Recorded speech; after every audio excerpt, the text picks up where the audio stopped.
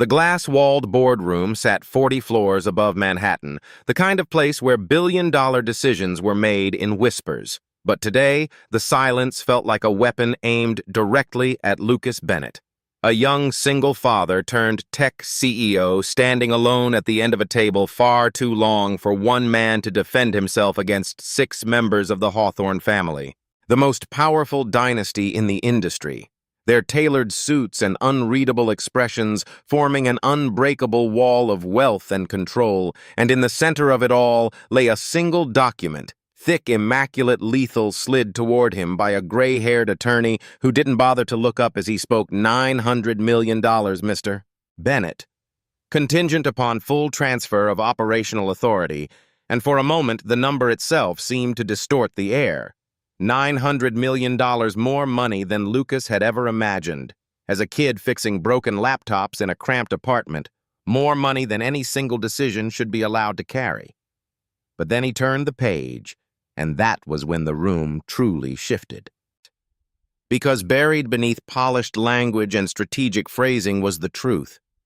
They weren't buying his company, they were erasing him from it, reducing him to a ceremonial founder, a face without a voice, a title without power. And before he could even respond, Richard Hawthorne leaned back in his chair, fingers steepled. A faint smile curling at the edge of his lips as he studied Lucas, like a man evaluating a purchase rather than a partner. "You've done something impressive," he said, his tone calm, almost generous. "But let's not pretend you built something sustainable. Men like you catch lightning once, and then you sell it before it burns you alive." A few quiet chuckles followed, subtle but deliberate. And across the table, Victoria Hawthorne didn't laugh. She simply watched her sharp gaze dissecting Lucas piece by piece, as if measuring how easily he could be reshaped. And that was when the humiliation settled in. Not loud, not explosive, but cold and precise, like being slowly written out of his own story, in a room where no one expected him to fight back, and for a second, just a second.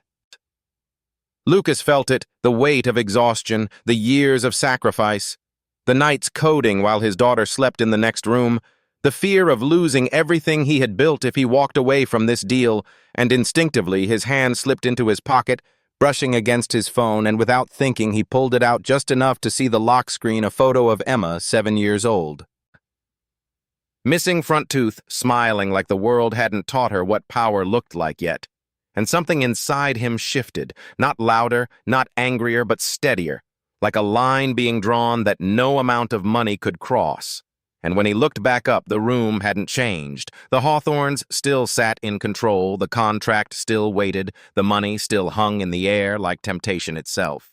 But Lucas Bennett was no longer standing there as a man being evaluated. He was standing there as a man deciding. And slowly, deliberately, he closed the document, the sound sharp enough to cut through the room's polished silence, every eye lifting as he pushed it back across the table, his voice calm, almost quiet, but carrying a weight none of them had expected. "Then you're not buying my company," he said, meeting Richard's gaze without hesitation, "because you're asking me to give up the only thing that made it worth building." And for the first time since he walked in the room, didn't feel like it belonged to the Hawthorne family anymore. It felt like something had just slipped out of their control. Lucas Bennett didn't look back as he stepped out of the Hawthorne building, but the weight of what he had just done pressed against his chest with every step, not like regret, but like gravity shifting beneath his life in real time, because $900 million wasn't just an offer. It was a lifeline most people would never even see, let alone walk away from. And yet, as the elevator doors closed and the mirrored walls reflected his tired eyes and loosened tie, the only thing he could think about was whether he had just protected everything that mattered or risked losing it all. And the moment he stepped out onto the street, the city roared back to life around him, taxis honking, people rushing, the world completely indifferent to the fact that one man had just turned down a fortune. And for a second he stood there, still letting the noise wash over him, before his phone buzzed in his hand screen, lighting up with a message from Emma's school. A reminder about a parent meeting he had promised not to miss this time, and that single notification cut through everything else. grounding him in a way no boardroom ever could, because no matter how big the deal was, no matter how powerful the Hawthornes were, his life didn't revolve around them. It revolved around a 7-year-old girl who believed her father could build anything, and so he exhaled slowly, tucked the phone back into his pocket, and walked toward the only place that had ever truly mattered: a small, warm apartment tucked between two aging brick buildings where the hallway smelled faintly of laundry detergent and someone's cooking. And when he pushed the door open, the chaos of toys and scattered crayons greeted him like a familiar embrace. Emma, sitting cross-legged on the floor with a half-finished drawing spread out in front of her, her hair slightly messy, her focus intense in that way only children could manage, and the moment she heard the door, her head snapped up, eyes lighting instantly as she ran toward him. "Daddy!" she called, launching herself into his arms with a force that nearly knocked the breath out of him, and for the first time since the boardroom, Lucas allowed himself to smile, really smile, as he lifted her effortlessly, holding her close like she was the only thing keeping him anchored to the ground. "Hey, bug," he murmured, pressing a quick kiss to her forehead, and she pulled back just enough to study his face, her small brows knitting together in a way that always made his chest tighten. "You look tired," she said, not accusing, just noticing, and he chuckled softly, brushing a strand of hair away from her eyes. "Big meeting," he replied, keeping it simple because she didn't need to know about contracts and control clauses and billion-dollar egos. She just needed her dad to be present, and she nodded as if that explained everything, then grabbed his hand and tugged him toward the floor. "I made something," she said, dragging him down beside her. And when he sat, she pushed the drawing toward him with quiet pride, and Lucas blinked when he saw it, because it wasn't just a child's sketch. It was a story. A small figure of him standing in front of a tall building, holding her hand, both of them drawn with exaggerated smiles, and above them in uneven letters she had written, "My dad builds things." And for a moment, the air in the room felt heavier than anything in that boardroom, because there was no negotiation here, no power play, just truth, raw and simple. And Lucas swallowed his throat, tightening as he traced the outline of the drawing with his finger. "This is perfect," he said quietly, and she beamed, leaning against him, as if that was all the approval she needed. "You always build things, Daddy," she added matter-of-factly. "Even when they break," and he closed his eyes for a brief second, letting that sink in, because that was the version of him she saw. Not a CEO under pressure, not a man being evaluated by billionaires, but someone who fixed what mattered.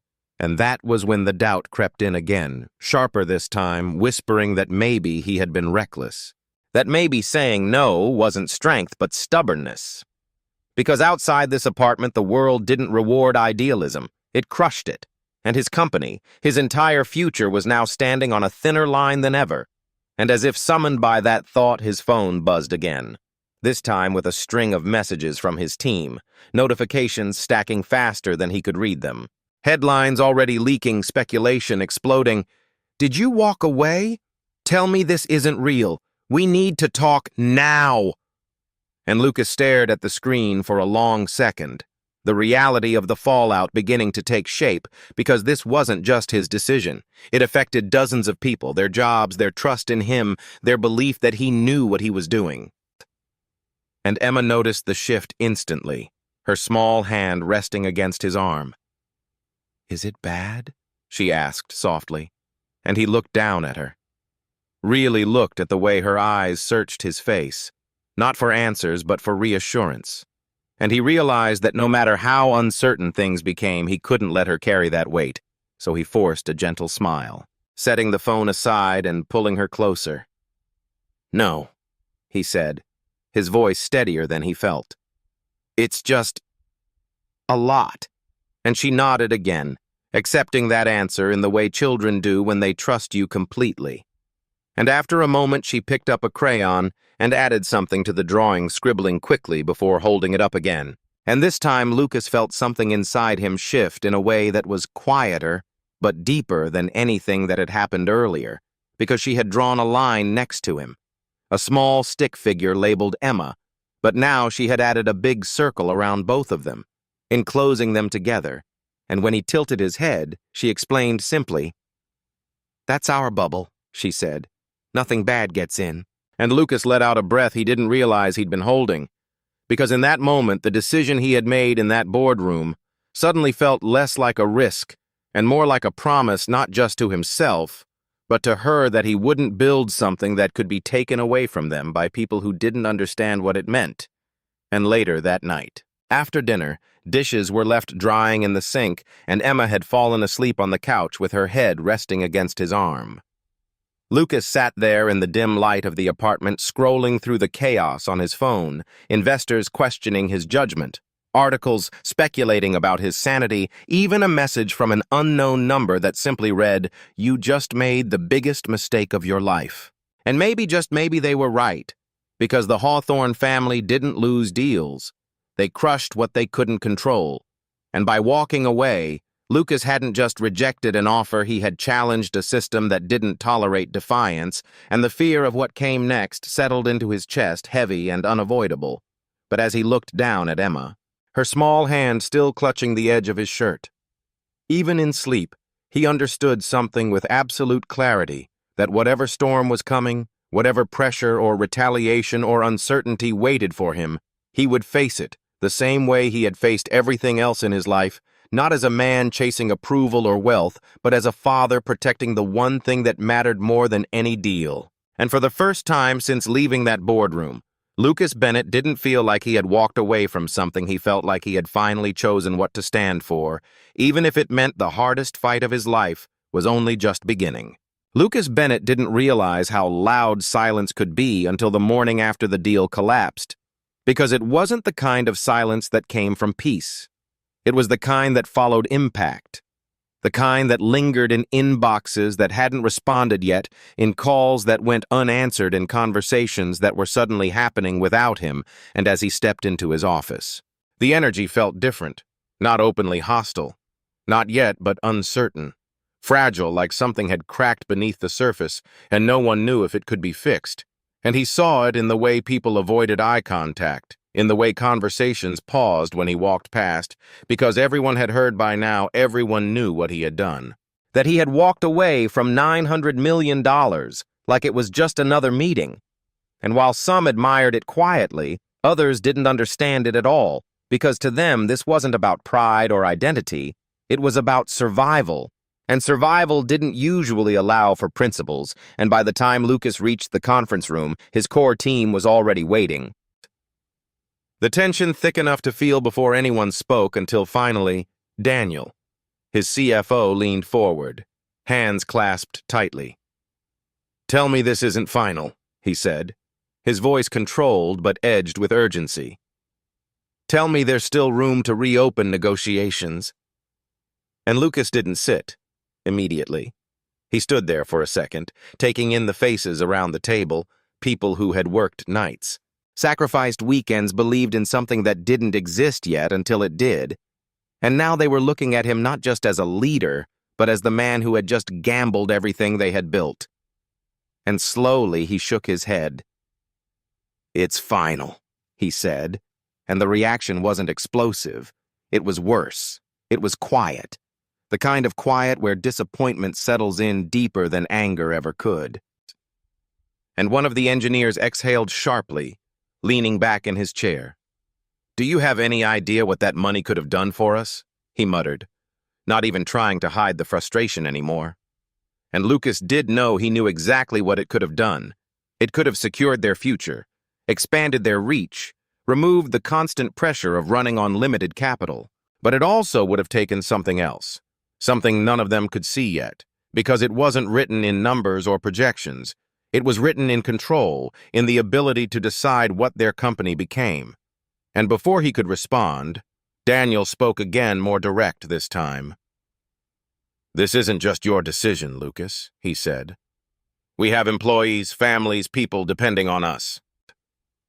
And there it was. The weight of responsibility, not abstract, not philosophical, but real, immediate, undeniable. And for a brief moment, Lucas felt it press against him harder than anything Richard Hawthorne had said in that boardroom. Because this wasn't an opponent trying to break him, this was his own team questioning him, and that cut deeper, and yet he didn't back down. Not because he was stubborn, but because he knew something they didn't, something he hadn't fully explained yet. "I didn't walk away from opportunity," he said quietly. "I walked away from losing this company." And a few heads lifted at that confusion, replacing frustration, and he continued stepping closer to the table. They weren't investing in us. They were taking control every decision, every direction. Everything we built would have stopped being ours. And Daniel frowned slightly. "And now it might not exist at all," he countered. And Lucas didn't argue with that because it was true, painfully true. The risk was real, the margin for error thinner than ever. And that was when his phone buzzed again, the vibration cutting through the tension like a warning. And when he glanced down, the notification confirmed what he had been expecting but still hoped wouldn't come so quickly. A major partner pulling out of a pending deal, no explanation given, just a short, formal message that reeked of external pressure. And Lucas felt a cold realization settle in his chest. The Hawthorns had already begun, and as if on cue, more notifications followed. One after another, delays, cancellations. Unexpected reviews, the kind of language companies used when they didn't want to admit they had been told to step back. And the room fell into a heavier silence as everyone began checking their own devices. Seeing the same pattern unfold in real time, and this time, no one needed to ask what was happening because the answer was obvious. And Daniel looked up slowly, his earlier frustration replaced by something more serious. "They're coming after us," he said. And Lucas nodded once. "I know," he replied. And for a moment no one spoke because this wasn't theory anymore. It was war, quiet, controlled, but unmistakable. And the worst part was how little they could do about it. Because the Hawthorns didn't need to attack directly, they just needed to apply pressure in the right places and wait for the system to collapse on its own. And that was when doubt crept in again, stronger this time, not just in the room, but inside Lucas himself, because this was the cost of his decision, not just for him, but for everyone here, and he could see it in their faces. The unspoken question, was it worth it? And for a second, just a second, he didn't have an immediate answer, and that silence stretched longer than it should have, until he finally exhaled and said, "Give me 48 hours. His voice steady but quieter now. "If I can't stabilize this, we'll revisit everything."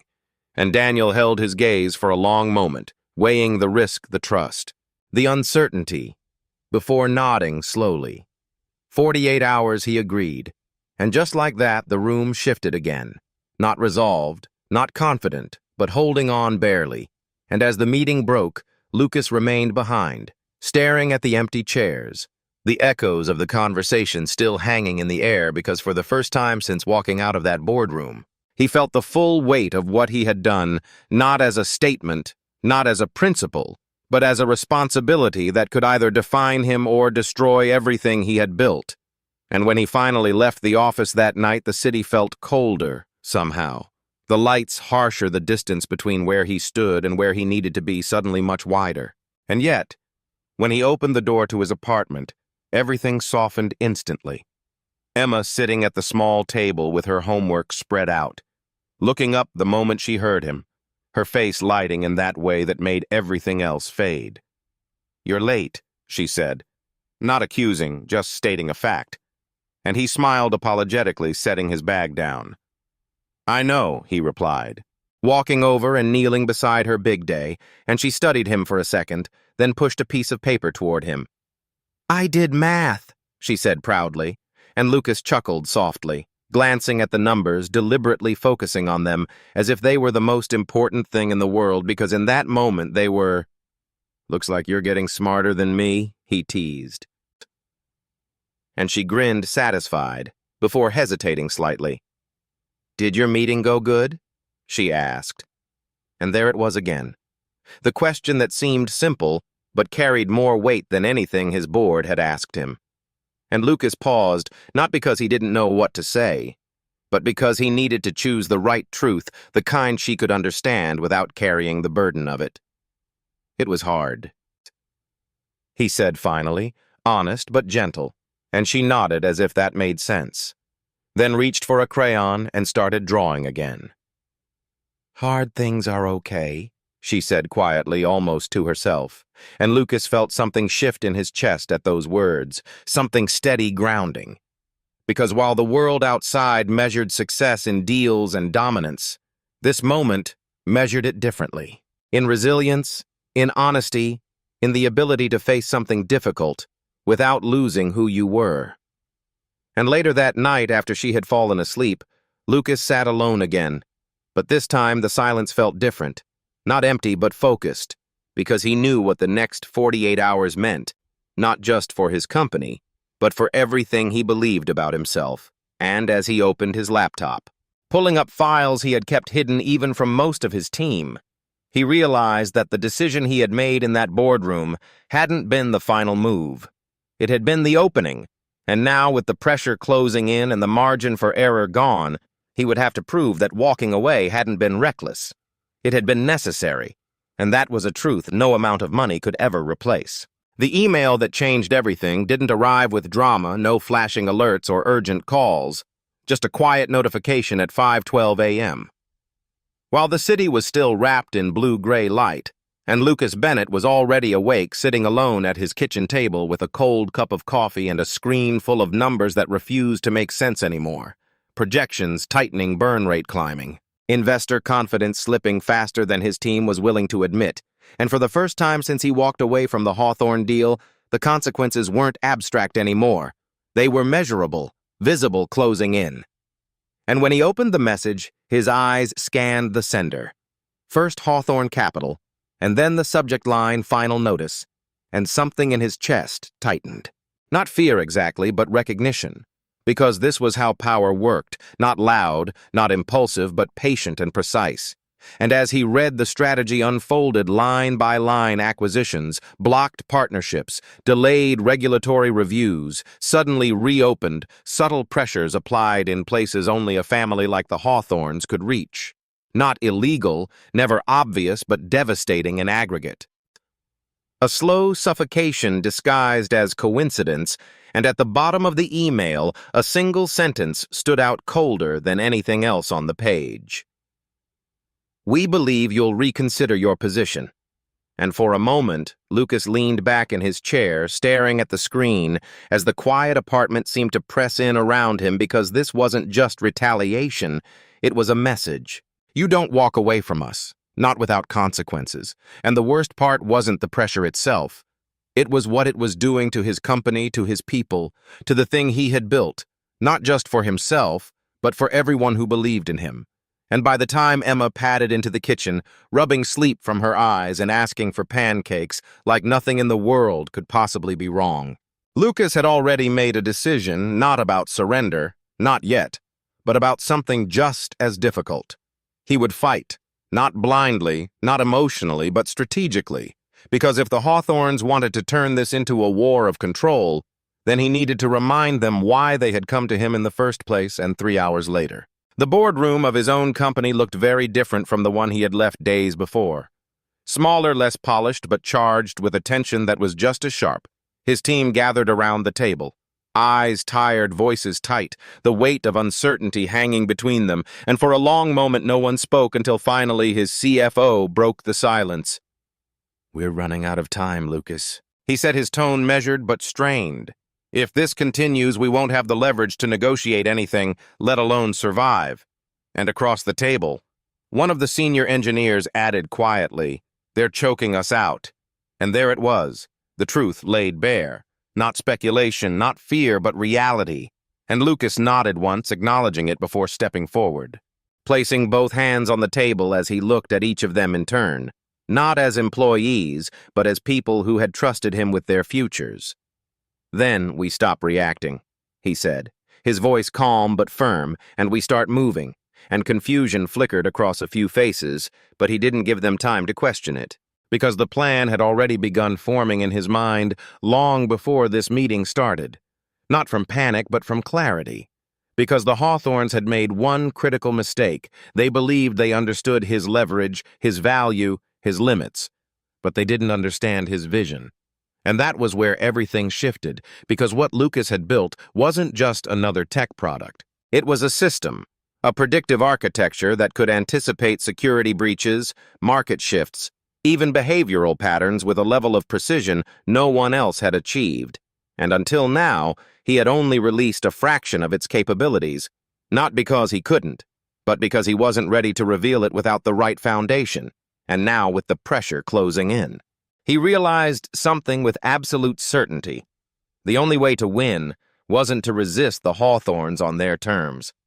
It was to change the game entirely. And over the next 48 hours, everything moved at a pace that left no room for doubt or hesitation. Calls made to contacts he had kept quiet for years. Agreements drafted in encrypted threads, meetings held behind closed doors where no press. No investors and certainly no Hawthorne representatives were invited.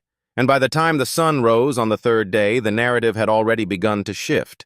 Not loudly, not publicly, but unmistakably. Whispers in the industry rumors of a breakthrough speculation that Lucas Bennett wasn't just holding out, he was preparing something. And when the official invitation arrived from Hawthorne Capital requesting a final discussion, the tone had changed, still controlled, still confident, but no longer dismissive. And that was when Lucas knew the balance was beginning to tilt. And so he walked back into that same glass-walled boardroom where it had all begun. But this time he didn't stand at the end of the table. He took a seat, uninvited but unquestioned, because power didn't always announce itself. Sometimes it simply sat down and waited.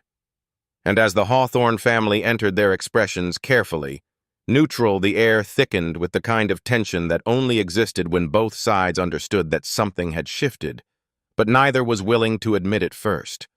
And for a long moment no one spoke, until Victoria Hawthorne finally broke the silence. Her voice measured her gaze sharp. "You've been busy," she said, not a question. And Lucas allowed himself a faint, controlled smile. "So have you," he replied, and the exchange was brief, but it carried more weight than anything said in their previous meeting, because this wasn't about evaluation anymore. It was about position, and then... Without waiting for permission, Lucas reached into his briefcase and placed a thin folder on the table, sliding it forward with a calm precision that immediately drew every eye in the room. "You wanted to buy my company," he said. His tone steady, but you never understood what you were buying. And as the documents were opened, the shift became visible, not dramatic, not explosive, but undeniable, because what they were looking at wasn't just a product update or a new feature, it was a blueprint.